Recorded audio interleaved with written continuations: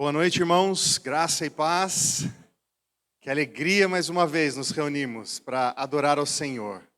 Sejam todos muito bem-vindos. Como é bom estarmos juntos, congregando juntos, para adorarmos ao nosso Senhor Jesus. Peço que vocês abram suas Bíblias para nós iniciarmos o nosso culto. No Salmos 86. Já tivemos pela manhã nossa EBD, culto pela manhã, fechamento do livro de Amós, do profeta Amós. Tem sido uma bênção, foi uma bênção ter estudado esse livro. Lucas trouxe com tanto apreço, com tanto cuidado, e foi maravilhoso. Salmo 86. Amém? Todos acharam? Inclina, Senhor, os teus ouvidos e responde-me, pois estou aflito e necessitado. Preserva a minha alma, pois eu sou piedoso. Ó Deus meu, salva o teu servo que em ti confia. Compadece de mim, ó Senhor, pois a ti clamo todo o dia. Alegra a alma do teu servo, porque a ti, Senhor, eleva a minha alma. Pois tu, Senhor, és bom e perdoador, rico em misericórdia para com todos os que te invocam.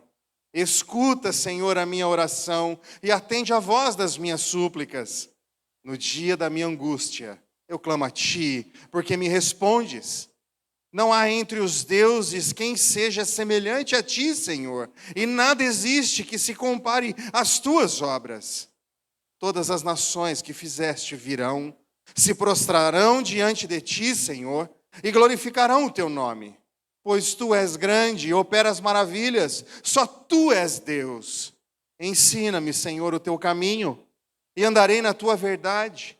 Põe em meu coração o desejo de temer o teu nome. Eu te darei graça, Senhor, Deus meu, de todo o coração, e glorificarei para sempre o teu nome. Pois grande é a tua misericórdia para comigo, e me livraste a alma do mais profundo poder da morte. Ó Deus, os soberbos se levantaram contra mim, e um bando de violentos procura tirar minha vida, e eles não te consideram. Mas tu, Senhor, és Deus compassivo e bondoso, tardio em irar-se e grande em misericórdia e fidelidade. Volta-te para mim e tem compaixão de mim, concede a tua força ao teu servo e salva o filho da tua serva. Mostra-me um sinal do teu favor, para que o vejam e se envergonhem os que me odeiam, pois tu, Senhor, me ajudas e me consolas. Vamos orar. Ó Deus, que maravilhas saber que o teu servo o reconhece. O Senhor tão grandioso, tão misericordioso, escuta a nossa adoração, inclina os teus ouvidos, Senhor. Que oração maravilhosa que temos aqui. Pai eterno, nós, como comunidade, como igreja diante do Senhor, estamos aqui para adorá-lo, ó Deus. Que o Senhor sonde os nossos corações desta noite, que a tua palavra, os louvores, ó Deus, teu Espírito trabalhe em nosso ser. O teu Espírito trabalha, Pai, para nos constranger. Nos dê a graça, ó Deus, de reconhecermos o Senhor como Deus único, verdadeiro. Essa graça que nos salva. Essa graça, ó Deus, que em Jesus não há outro caminho. Não há nada, ó Pai, que se compare ao Senhor, assim como diz a tua palavra. Obrigado pelas misericórdias do Senhor que se renovaram mais uma vez no dia de hoje. E o Senhor nos trouxe aqui e tem nos abençoado. O Senhor, ó Pai, tem nos feito servos do Senhor. Então, ó Pai, compele os nossos corações a adorar ao Senhor, a gozá-lo eternamente, para que encontremos graça diante do Senhor, ó Pai. Bendito é o teu nome. Louvado seja o nosso Senhor Jesus, e é por Ele que oramos e estamos aqui para adorá-lo, engrandecer ao teu nome, em Cristo Jesus. Amém, ó Deus. Jorge, você pode colocar, por favor, o segundo ponto da nossa confissão de fé. Gostaria que os irmãos pudessem estar lendo junto comigo.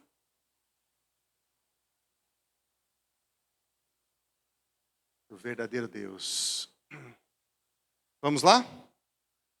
Cremos que há um e somente um Deus vivo e verdadeiro, um Espírito infinito, inteligente, cujo nome é Yahvé, o Criador e Supremo Governador do céu e da terra, inexprimivelmente glorioso em santidade e digno de toda a honra, confiança e amor possíveis, e na unidade da divindade há três pessoas, o Pai, o Filho e o Espírito Santo, iguais em toda a perfeição divina e executando distintos e harmoniosos ofícios na grande obra da redenção.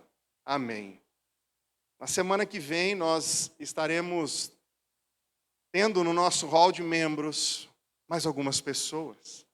Deus tem nos abençoado, Deus tem trazido, Deus tem acrescentado. Nós temos, diante das entrevistas, digamos assim, com esses novos membros que estão se achegando, essa é uma das perguntas. Quem é o verdadeiro Deus? Quem é o nosso Senhor? E aqui a gente percebe claramente quem nós confessamos. Deus Pai, Deus Filho, Deus Espírito, uma só, numa trindade perfeita. É o Senhor conosco, nos abençoando nessas três pessoas. Então nós olhamos como Ele se apresenta em Sua própria palavra, nos abençoando e trazendo graça sobre as nossas vidas, com o propósito de nos salvar. Amém? Abram suas Bíblias ainda em Salmo 86, nós vamos ler apenas o verso 5. Nesse momento de contrição, momento de confissão de pecados.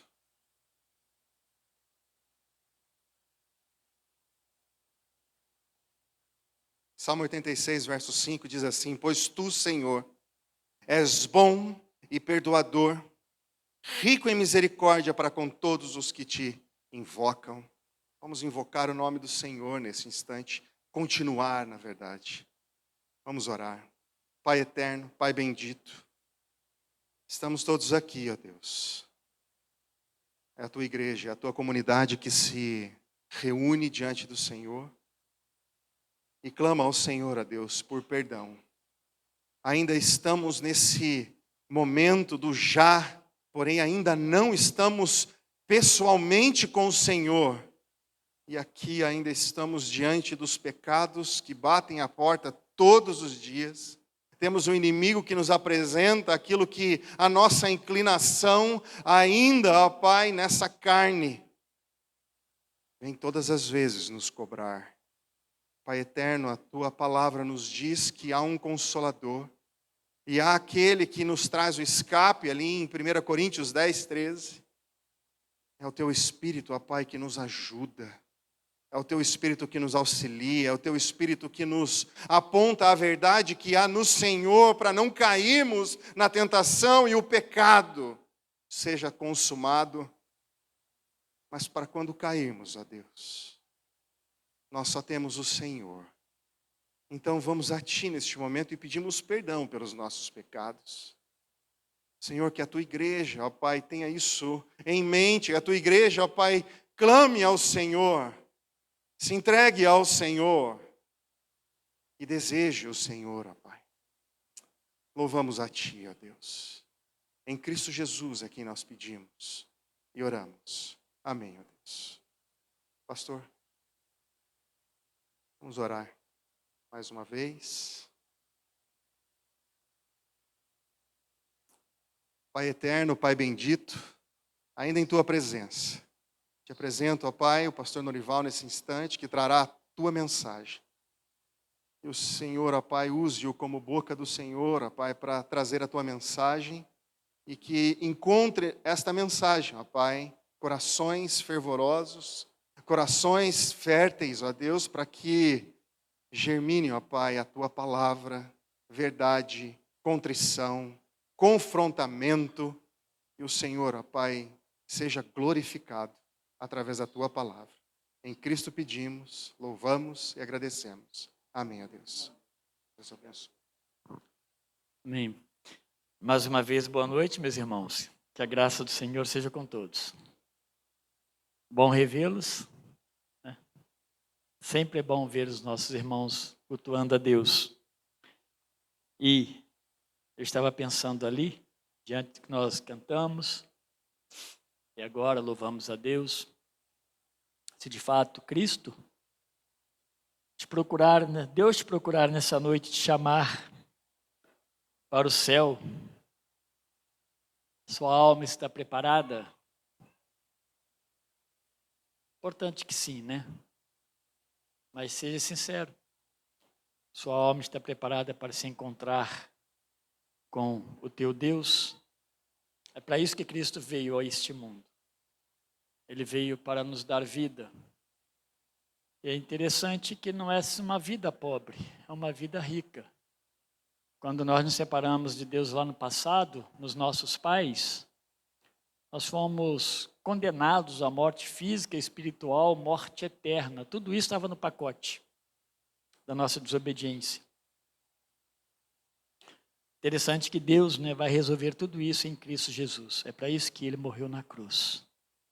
Precisamos estar preparados para esse tempo. Abram suas Bíblias, então, por favor, no Evangelho de João, no capítulo 19,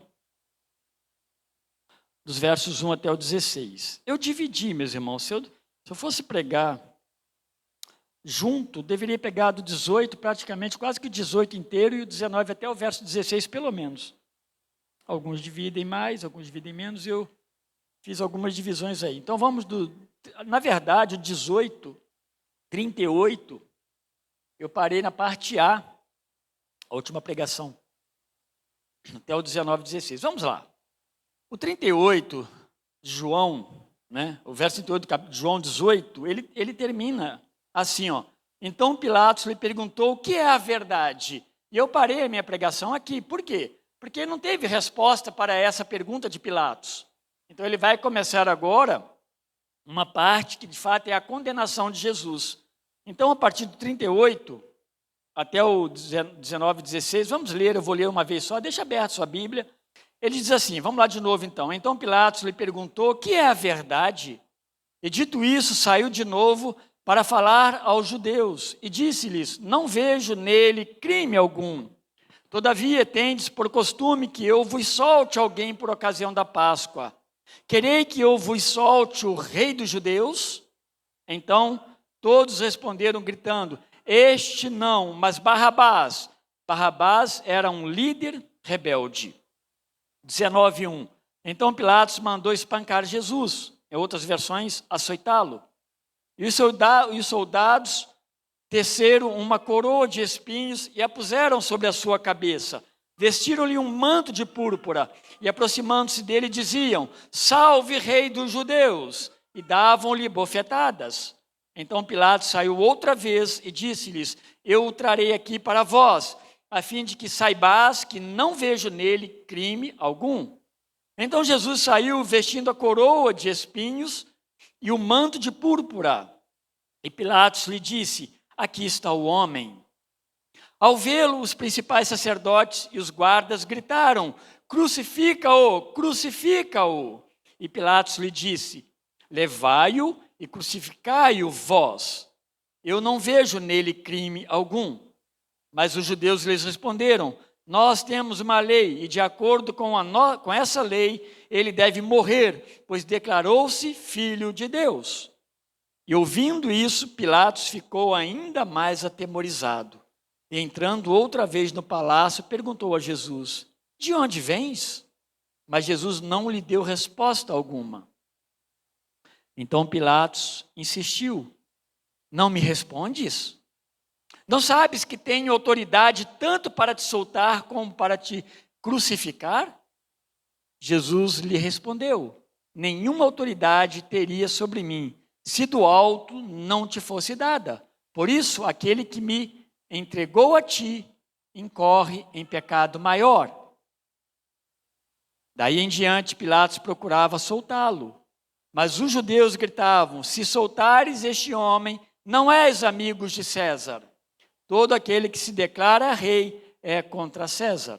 Ouvindo essas palavras, Pilatos trouxe Jesus para fora e sentou-se no tribunal, no lugar chamado Pavimento de Pedra, que em hebraico se chama Gabatá. Era o dia de preparação da Páscoa, por volta da hora sexta. E Pilatos disse aos judeus: aqui está o vosso rei. Mas eles gritaram: fora, fora, crucifica-o. E Pilatos lhes perguntou: crucificarei o vosso rei? Os principais sacerdotes responderam: não temos rei a não ser César. Então Pilatos o entregou para ser crucificado. Importante pensar um pouco aqui, meus irmãos. Eu falei na pregação passada sobre a pessoa de Pilatos um pouco.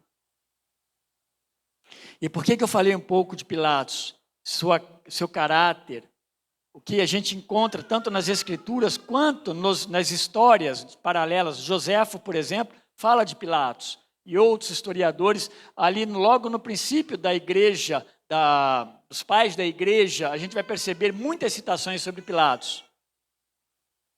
Mas sempre apontando para um homem de caráter duvidoso, um homem de dúbia interpretação, um homem que ele trabalha em função daquilo que ele deseja, ele atende a interesses políticos, e aqui não foi diferente.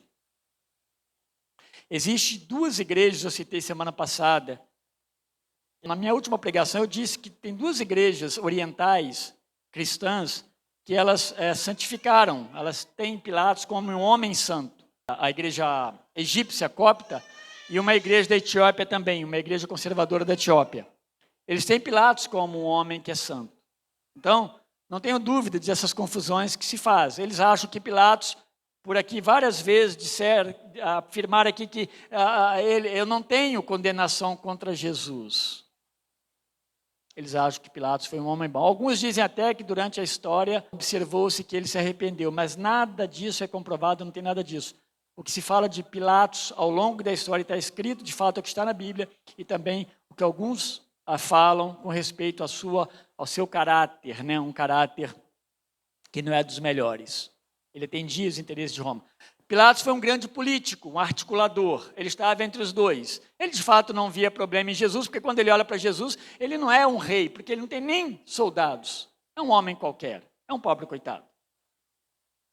Não tenho que crucificá-lo. Por outro lado, nós vamos discorrer no texto, a gente vai perceber que ele tinha um medo. Ele tinha um medo. E quando a esposa dele revela, no outro evangelho é mais descrito, com mais detalhes, revela que sonhou com Jesus, com este homem. Olha, toma cuidado. E ele fica mais ainda supersticioso. Ele não é um homem bom, porque ele não enfrentou os judeus. Ele tinha medo dos judeus. Ele tinha medo de ser entregue a Roma, porque ele foi contra os desejos dos judeus. Enfim, é só uma palavra, porque é importante. Você uma hora vai deparar com alguma coisa sobre Pilatos e falar: olha, é verdade que ele é santo, né?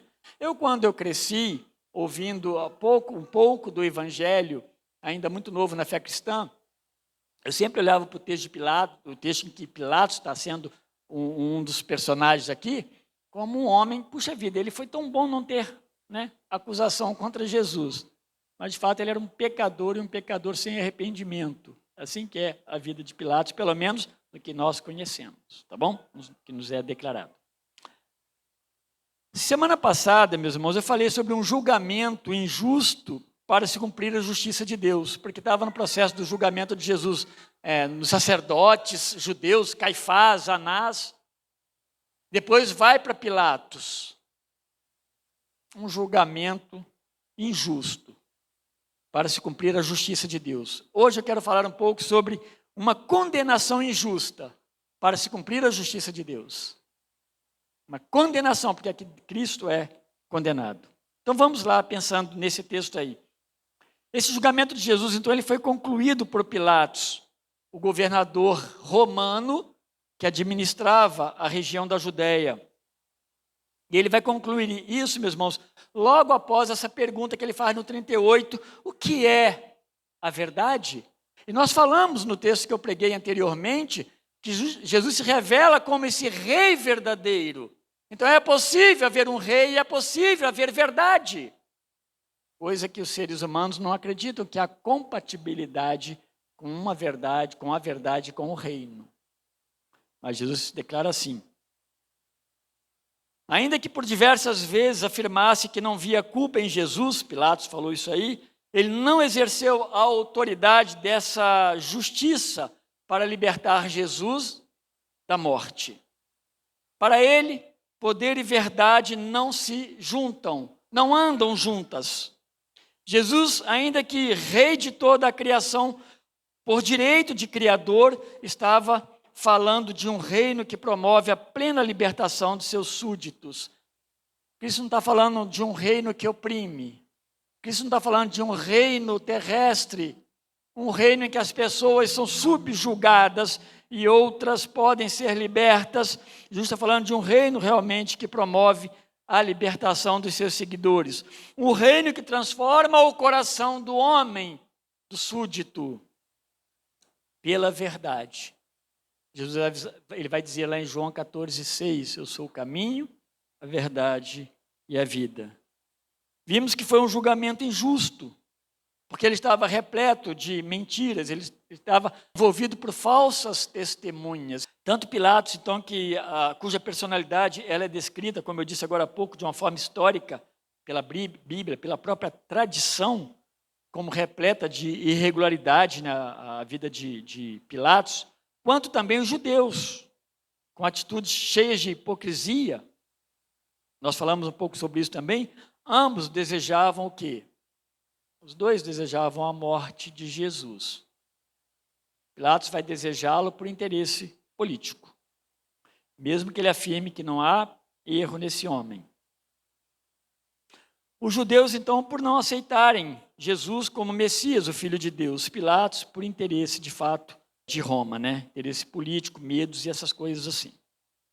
Então, após terminar o interrogatório com Jesus Cristo e concluir que não via ameaça à estabilidade da nação, nem de Israel e nem de Roma, Pilatos ele transmite aos judeus que não via em Jesus nenhum crime que pudesse condená-lo à morte, e morte de cruz. Ele tinha autoridade para soltar Jesus e ele poderia encerrar esse caso naquele momento. Ele tinha todo esse poder porque ele era um representante de Roma. Mas tudo isso, de certa forma, era indiferente para Pilatos se houvessem outros interesses. Pilatos não estava com essa preocupação. Ele não viu o problema era do judeu e não dele e nem de Roma, até certo ponto. Sugeriu então que escolhesse um criminoso, bem no final do capítulo 18, ele escolhesse um criminoso para ser solto, como um indulto, né, de Páscoa. A gente vê isso no nosso país, as leis do nosso país também têm indultos. Aí no capítulo 18, verso 39. E aí o povo escolhe quem? Aquele povo inflamado, né, pelos líderes judeus, eles escolhem Barrabás, no verso 40, um homem, um salteador. Mas Barrabás é dito aí que ele é um homem também homicida. A Bíblia trata ele como um homicida. Ele sim participou de sedições contra Roma. Jesus nunca participou. Pilatos, então, a partir do capítulo 19, ele vai começar o encerramento, né? Que ainda tem umas conversas aí, mas ele está encerrando o julgamento com Jesus condenado, dizendo que açoitassem Jesus. Isso era muito comum para um preso e condenado. Pilatos está como que propondo um intenso castigo e depois, quem sabe, poder soltá-lo numa tentativa de ação até conciliatória. Porque ele deseja soltar Jesus de fato, você vai perceber isso aí. Ele deseja aceitar Jesus, não que ele crê em Jesus, simplesmente que ele não vê condenação. E talvez, meus irmãos, você vai perceber nos evangelhos aqui em João, um pouco de ironia em Pilatos quando se refere a Jesus. Toda vez que ele vai olhar para Jesus e se dirigir ao povo judeu, ele falou assim, está aqui seu rei. Isso é irônico, porque Jesus, para eles, ele só via rei terreno. Jesus não tinha aspecto nenhum de um rei terreno. Ele não tinha vestimentos, ele não tinha um trono, ele não tinha cetro, ele não tinha soldados, ele não tinha um grupo de pessoas mínima que fosse, a não ser 12 discípulos, pescadores e trabalhadores, homens simples. Então, mas ele está tentando conciliar. Quem sabe depois de um açoite, eles aceitam e dá como encerrado essa situação. E esse procedimento de açoite, ele era acompanhado, meus irmãos, com requintes de crueldade. Aquilo que vocês viram no filme, pelo menos o mais famoso que nós vimos nos últimos tempos, ele mostrava bastante, bem de perto, as dores de quem era chicoteado, pelo menos ensinava muito bem. É disso, meus irmãos, para lá. A coisa era cruel. Essa forma de açoite, ela poderia levar ali mesmo a pessoa que está sendo aceitada a óbito. Porque na extremidade dos chicotes, tinham diversas pontas, também haviam pedaços, pontinhas de metal ou de ossos, que elas dilaceravam a carne do açoitado. Era coisa terrível.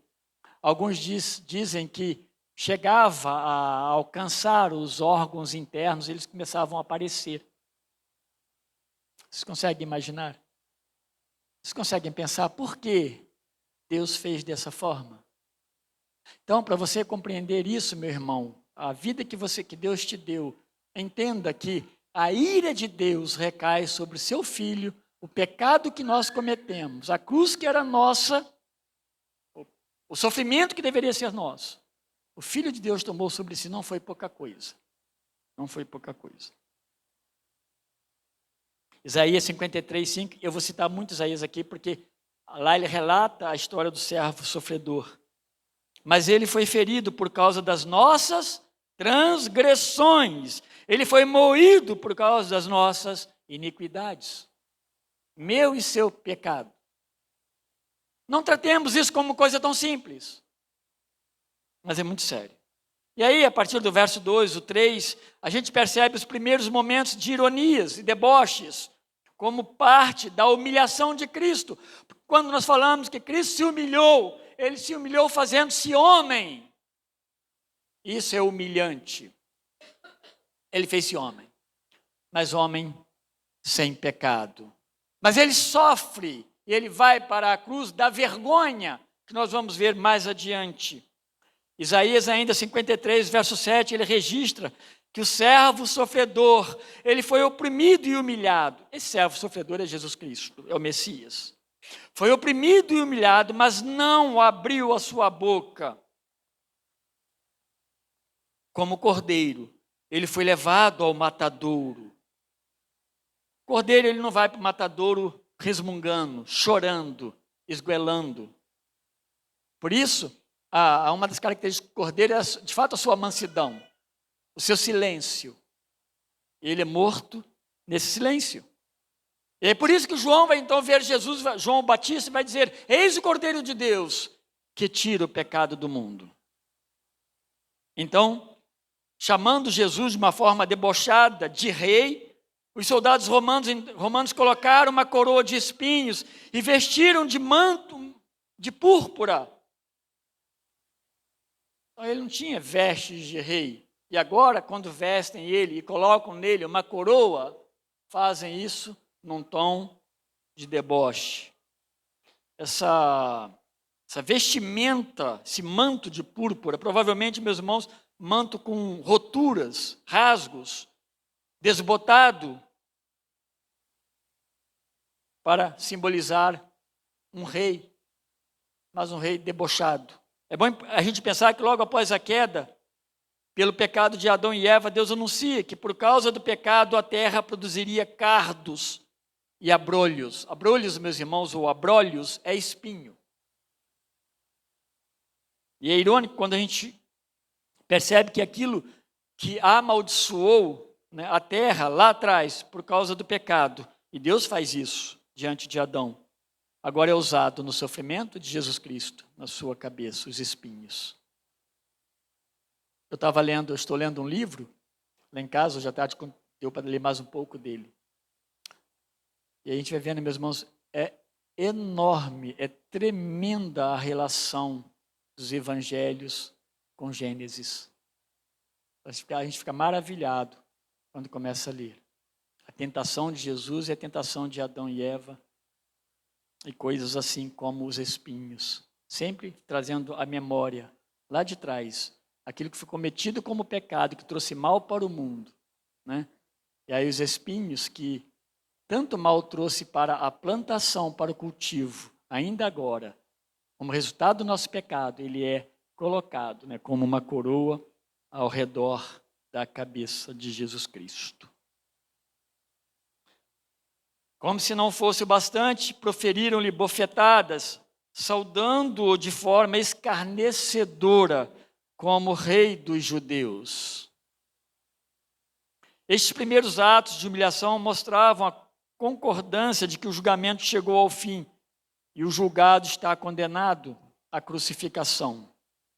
Mais uma vez, Pilatos nega ver em Jesus alguma culpa, e no verso 4, mas ele se isenta de libertar Jesus pelo poder que ele mesmo possuía. O verso 10, ele fala isso. Porque tal atitude o deixaria em má situação diante dos próprios judeus, obviamente, que estavam pressionando Pilatos ali, os quais poderiam levar esse caso e apelar para o imperador. E Pilatos, obviamente, ficaria em má situação. Ainda que supersticioso em relação a Jesus, verso 7 e 8 vai falar sobre isso. Vocês podem acompanhar aí. Jesus, né, era para Pilatos nada mais do que um homem, um pobre coitado, como eu disse agora há pouco. E é isso mesmo, meus irmãos. Embora Jesus sendo filho de Deus, ele sabia da sua missão. Mas olhando ele como homem ali diante de Pilatos, ele era um homem condenado, preso, sem poder se defender e condenado de fato à morte. A morte de Jesus, a crucificação já estava decidida, né? Eles já levaram, desde quando levam para Caifás, eles prendem Jesus, ele já está condenado. Só faltava arrumar provas, né, para consumar todas essas coisas. Assim, depois de todo esse cerimonial de humilhação, no verso 5, Pilatos apresenta aos judeus com a expressão comum de apresentar os condenados para morrer. Eis o homem. Aqui está o homem. Está pronto para ser crucificado. Mas a gente pode olhar para essa simples expressão e saber que, de fato, Jesus é o último Adão. De fato, ele é o homem, o segundo Adão, o homem perfeito, que, ao contrário de Adão, jamais se rendeu ao pecado. Eis o homem, esse é o homem certo. Ele não sabia do que estava falando. Ele estava apresentando nada mais do que um condenado.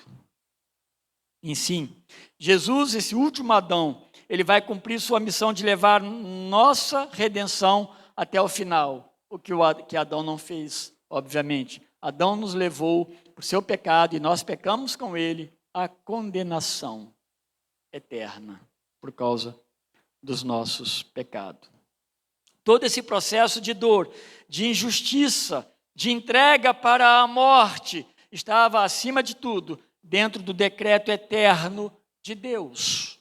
Deus decretou todas essas coisas para resgatar o homem do seu pecado. Deus tem poder para colocar e separar pessoas para fazer o que Ele quiser, Ele é soberano. O processo de condenação foi dessa forma. A dor passava por isso tudo. Isso é determinado por Deus, decretado por Deus. Mas os homens que fizeram isso, desde Judas e tantos outros, eles são responsáveis pelos seus atos.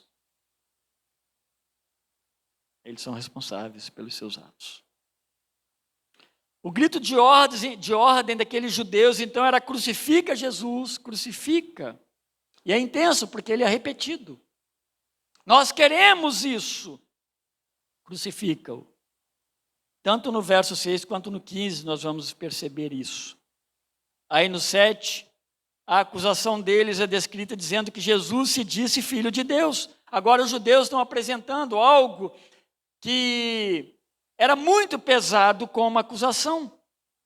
Porque para os judeus, meus irmãos, alguém dizer que é filho de Deus no aspecto de filiação direta, isso era uma blasfêmia.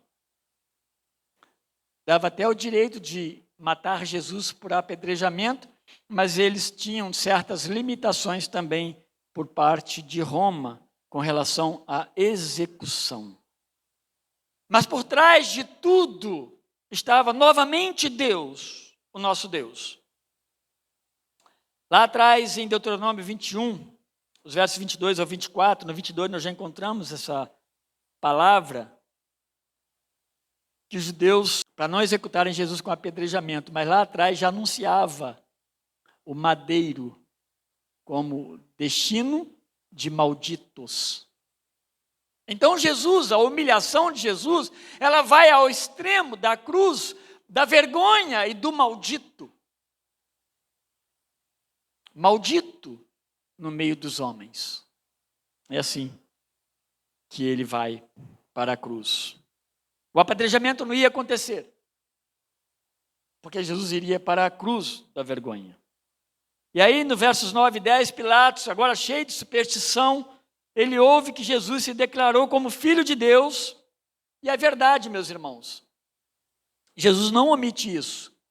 O tempo todo no Evangelho de João ele se declara filho de Deus. Eu e Pai somos um, é uma das expressões que ele vai usar. Mas Pilatos ouve pela boca dos judeus que ele se declarou filho de Deus e ele supersticioso, filho de Deus ou filho de um Deus, talvez na mente de Pilatos, ele fica preocupado e ele interroga Jesus perguntando de onde ele vem. Opa! Ele era apenas um homem supersticioso.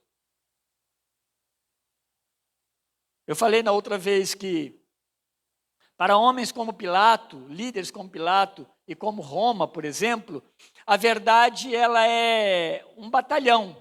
Se você tem um batalhão que derrota outros exércitos, conquista outros mundos, essa é a verdade.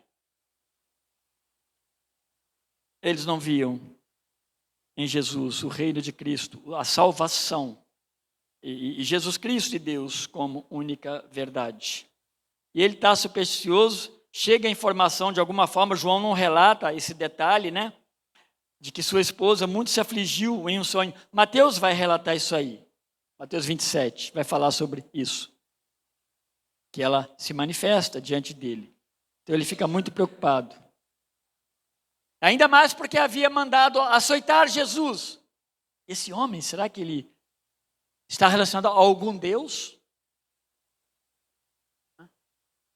Ele havia mandado açoitá-lo. E ele fica muito preocupado. No silêncio de Jesus, Pilatos se sente desprezado e ainda assim usa da autoridade para livrar e soltar Jesus, no verso 10. Mas tudo isso fazia parte da sua entrega, como cordeiro submisso e pronto para o sacrifício. O silêncio. Jesus não ia dar resposta vazia, nenhum tipo de resposta vazia. Jesus sabia quando ele podia falar e quando ele deveria se calar. Diante de homens como Pilatos, que apenas não sabiam nem entender e compreender o que é verdade. Aliás, nos nossos dias, verdade também passou a ser alguma coisa relativa. Isso é muito perigoso. Nós sabemos que há uma verdade. Isaías 53:7, voltando a ele novamente, Isaías diz profeticamente sobre o servo sofredor. Ele diz lá, como cordeiro, ele foi levado ao matadouro, como ovelha muda perante seus tosqueadores, ele não abriu sua boca. Eu estou repetindo aqui, porque ele não está se importando ali para Jesus, não é o mais importante responder e satisfazer aos desejos de Pilatos. Jesus estava submisso ao Pai, e ele sabia o que significava isso. Muito bem. Ele não responde de onde vem. Porque, meus irmãos, isso pouco afetaria a decisão, porque no seu fim, a vontade de Deus já estava determinada. Pilatos, provavelmente, depois disso tudo, apenas aumentaria o diálogo por sua simples curiosidade e sua simples supersticiosidade, né?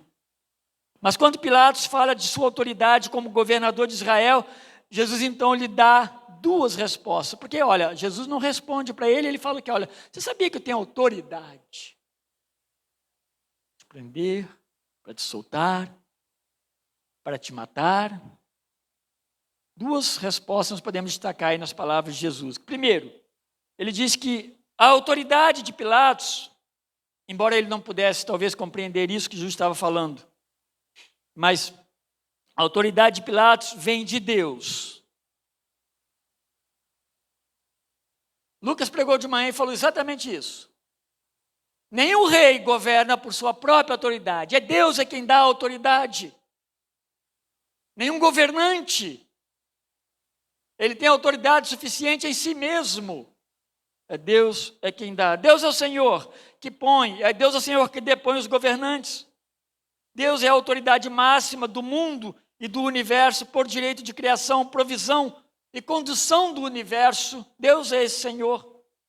E todos um dia, Filipenses 2, verso 11, ele fala, hão de se ajoelhar e confessar que Jesus Cristo, o enviado por Deus, é o Senhor, para a glória de Deus Pai. Mas a outra resposta que está a segunda resposta que Jesus dá, foi que aquele que entregou Jesus a Pilatos, obviamente, recusou em reconhecê-lo como Filho de Deus e Messias Redentor. Esse tem mais pecado. Eu não sei como que é classificado isso no reino de Deus. Mas ele está falando que esse homem tem mais peso de pecado. Entregou o Filho de Deus. Esse homem que entregou Jesus a Pilatos, ele se opôs ao Messias, ele se opôs a Deus e desejou a morte do Filho de Deus.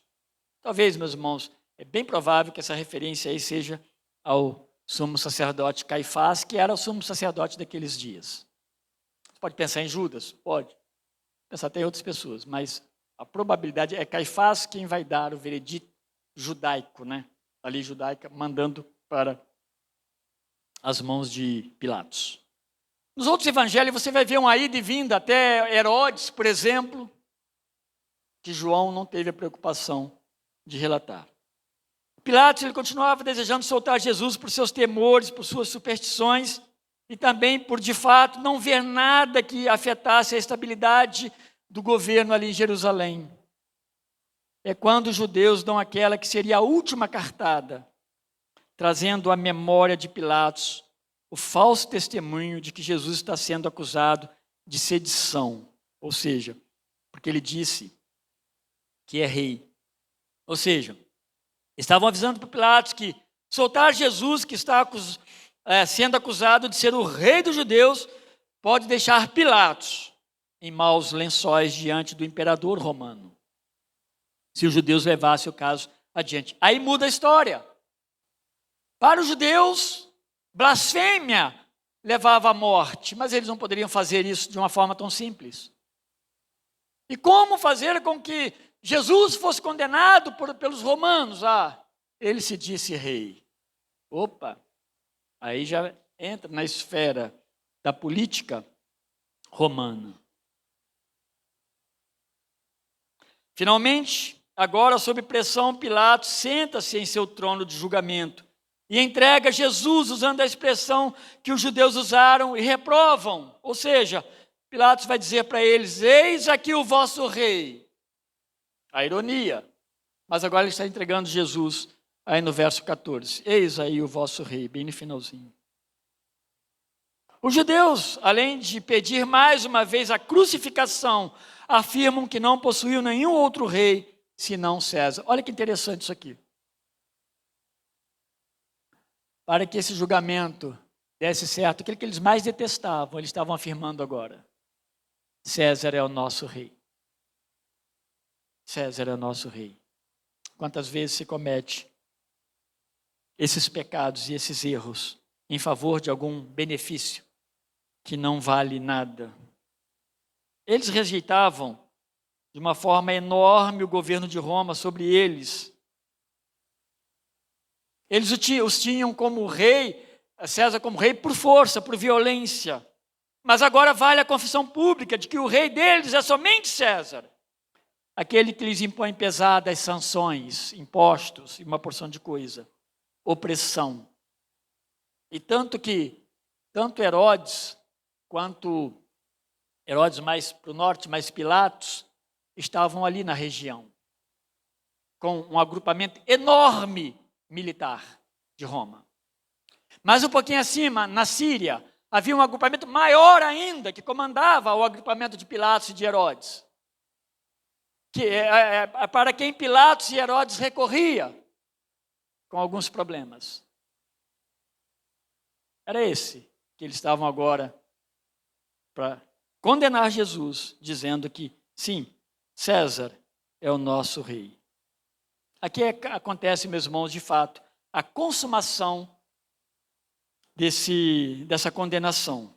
Jesus é entregue pela autoridade romana, de uma maneira agora oficial, para ser o quê? Crucificado, morto. Daqui em diante, o caminho é irreversível e será cheio de dor. Será pela via dolorosa até a cruz. A coisa não acabou ainda. Até aqui nós vimos julgamentos injustos e condenação injusta, para que se cumpra a justiça de Deus. Agora, é importante nós pensarmos o quanto caro foi a nossa culpa. E como nós respondemos como cristãos ao Evangelho de Cristo. Para terminar, meus irmãos, todo esse movimento, então, de julgamento que a gente viu aí, que já agora se concretizou, de certa forma ele foi profetizado por Isaías. Isaías não escreveu os detalhes, mas Isaías falou dessas ações ofensivas. Os outros profetas também falaram. Eles disseram alguma coisa sobre a morte e as dores da cruz. Deus foi quem, antes de mais nada, previu e decretou todas essas coisas. Isso é muito importante que a gente entenda. Essa dor e esse sofrimento foi decretado por Deus porque Ele nos amou. E nós não tínhamos como pagar o preço da nossa culpa, do nosso erro, do nosso pecado. Só Deus podia fazer isso porque Ele não tinha pecado e não teve pecado em Cristo. Mas foi decretado por Deus antes mesmo que o homem fosse criado. Olha que Deus maravilhoso, onisciente, todo-poderoso. Tanto o poder dos reis quanto o sofrimento do cordeiro, por mais que cada um seja responsabilizado por seus atos, tudo estava no plano de Deus. A dor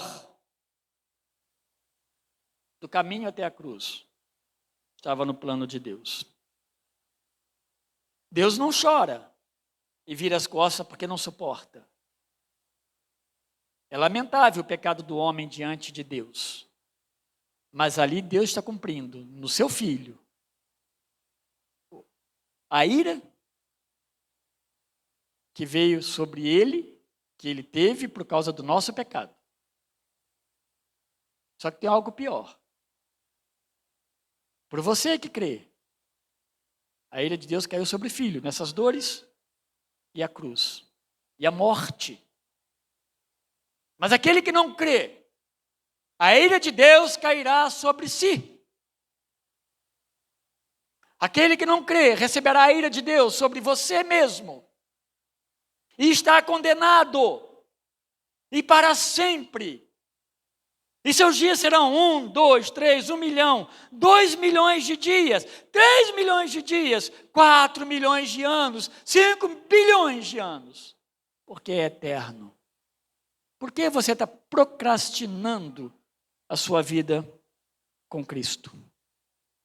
Para finalizar, o preço do pecado dos nossos pais, que também são os nossos pecados, foi muito caro.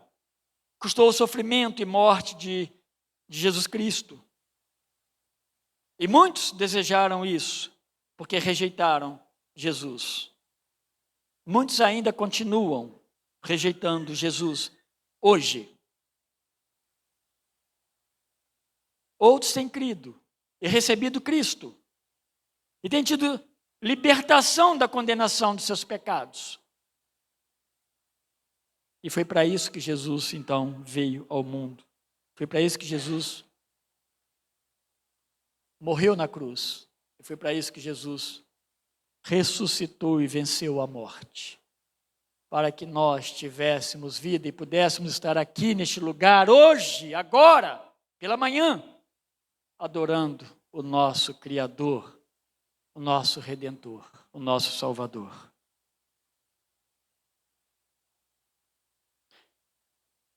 Que a sua vida esteja confiadamente no lugar que precisa estar, que é nas mãos de Deus. Fora dela, o sofrimento é terrível. Que nós possamos compreender, meus irmãos, a obra de Deus nesse sofrimento todo é como um caminho, da nossa libertação. A gente lê isso aqui e às vezes pode pensar que é uma coisa tão simples, eu estou apenas lendo. A gente passa tão rápido numa leitura dessa. Mas aqui está toda a chave de Deus que abre a porta da libertação da nossa alma. É em Cristo e é no sofrimento de Cristo que nós vamos ser libertos. Louvado seja Deus. Senhor nosso Deus, toda honra e toda glória seja dada ao Senhor, sempre. O Senhor não comete pecados, não tem dúvidas, ó Deus, não erra, não é injusto, mas fiel. Obrigado, meu Deus, por Jesus Cristo, que veio a este mundo, Pai, para nos dar vida. Resgatar, ó Deus, a nossa alma da condenação eterna. Obrigado pelo Teu Santo Espírito que em nós habita. Obrigado, Senhor Deus. Não estamos sozinhos. Nós adoramos, ó Deus, pela ação do Teu Santo Espírito em nós, pela Tua boa palavra. Nós adoramos, nós somos a comunidade dos salvos, ó Deus, porque o Senhor assim fez. Ó Deus, bendito seja o Teu nome. Prepara-nos, ó Deus, para o grande dia, o dia do Senhor, quando nós estaremos para sempre, ó Deus, e a nossa redenção então se consumará. Em nome de Jesus, amém. Deus abençoe, meus irmãos, a todos.